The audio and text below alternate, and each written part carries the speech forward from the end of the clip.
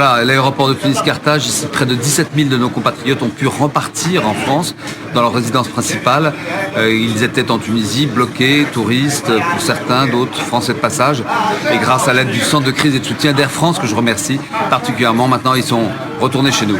Parce qu'au bout de 2 semaines, on s'est dit, c'est un peu mitigé, je vais rentrer, je vais pas rentrer, qu'est-ce qui va se passer? J'ai été dans une grosse galère à Tataoui. Vous avez appelé pratiquement tout le monde 3-4 fois dans la journée. Et vous nous avez soutenus. La cellule de crise, c'est d'abord une cellule de réponse téléphonique qui est l'outil qui mobilise le plus d'agents. Ça a fonctionné depuis le 13 mars, c'est-à-dire plus d'un mois, 7 jours sur 7, pendant les 3 premières semaines, 24 heures sur 24. Et au total, ce sont près de 175 agents qui se sont relayés pendant 500 permanences pour répondre aux Français de passage et aux Français de Tunisie sur les questions qui les préoccupaient en lien avec la crise du coronavirus. Depuis le 15 mars, nous avons fait 90 vols de rapatriement. En 3 jours, on remplit un avion et donc essentiellement les vols s'enchaînent avec Air France. Nous négocions chacun des vols avec les autorités tunisiennes. Ce sont des vols que nous remplissons nous intégralement de passagers qui présentent une priorité pour rentrer en France. Priorité sociale, priorité sanitaire, priorité médicale.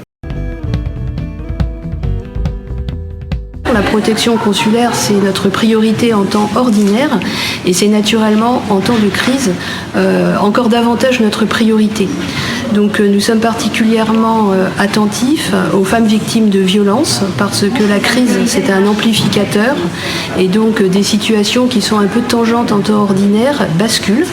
C'est également l'enfance en danger et puis c'est tous nos Français résidant en Tunisie, donc la raison d'être de notre présence, consulat général de France à Tunis. Alors on est une dizaine de personnes à intervenir au quotidien, que ce soit par du phoning, par du mailing, par des contacts avec les consuls honoraires, avec les conseillers consulaires, avec les associations de Français. Le métier de diplomate est un métier de variété. On sait rarement ce qu'on va faire quelques mois à l'avance. Là, le changement est effectivement assez radical, mais on s'y prépare. Et cette cellule de crise que nous avons mise en place est un dispositif qui est préparé à l'avance et qui peut être activé aussi rapidement parce que les plans existent et que chacun sait quel va être son rôle face à la crise. Ça fait 1 mois que je suis volontaire pour la cellule de crise.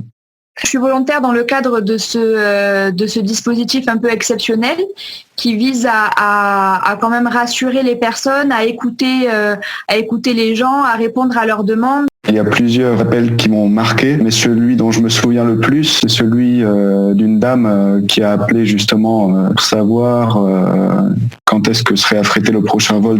Et elle m'a demandé à la fin de l'appel si c'était la fin du monde. Et ça m'a marqué parce que j'ai réalisé à ce moment-là jusqu'à quel point les gens pouvaient être dans un état de détresse. Sur certains appels, on a pu faire vraiment la différence.